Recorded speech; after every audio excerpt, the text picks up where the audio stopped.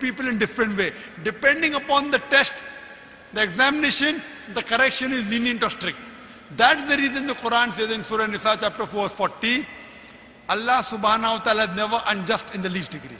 And Allah says in the Quran in Surah Al-Imran chapter 3 verse 185 that kullu nafsin zaiqatul maut. Every soul shall have a taste of death. But the final recompense is on the day of judgment. So based on the test, the final judgment is on the day of judgment. Some reward you will get in this world, you will get in the hereafter. Whenever there is any calamity, it can either be a punishment or a test.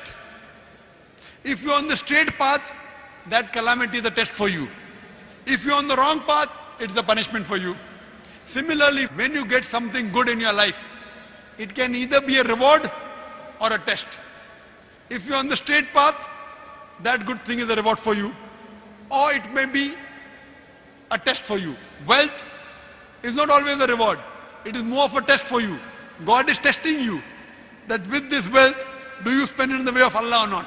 So based on this, Almighty God tests different people in different ways. Some people are born rich, some in a poor family, some people are born with healthy, some people are born congenital defect. He tests everyone in different ways, and the final judgment is on the day of judgment. Based on that, Allah subhanahu wa ta'ala puts the human beings in hell or heaven. Hope that answers the question. Sir, you said that Allah is going to test everybody and like that. But why Allah is doing that? I mean, why God or Allah is doing that?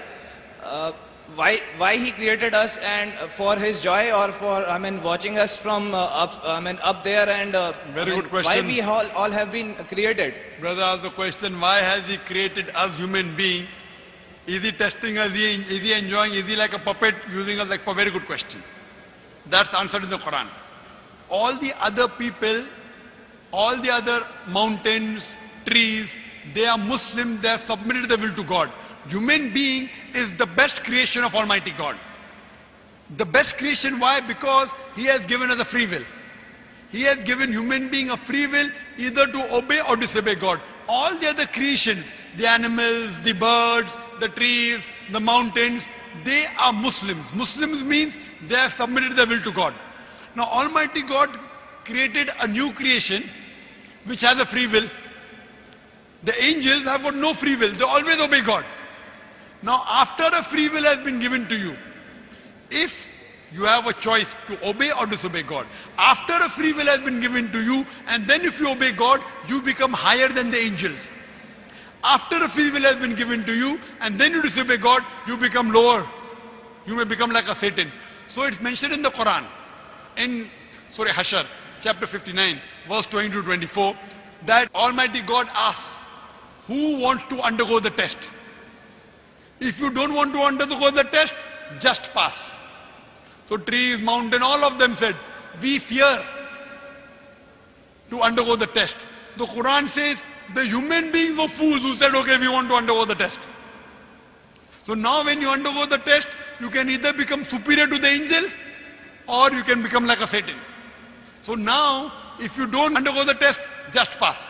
So we human beings, all these human beings are the people who said, okay, fine, we don't want to just pass, we want to get good marks and we are undergoing the test. Fine? This is a new creation of Almighty God. Not that you want to enjoy. He is giving you a chance to get distinction. We were fools who said, okay, fine. So not to enjoy, to give you a chance to get distinction, not just pass. So now it is on you and me whether we follow the commandment of Almighty God or not. If you do, you will get distinction. If you don't, you won't get. Hope that answers the question. Wa akhiru da'wana alhamdulillahi rabbil alameen.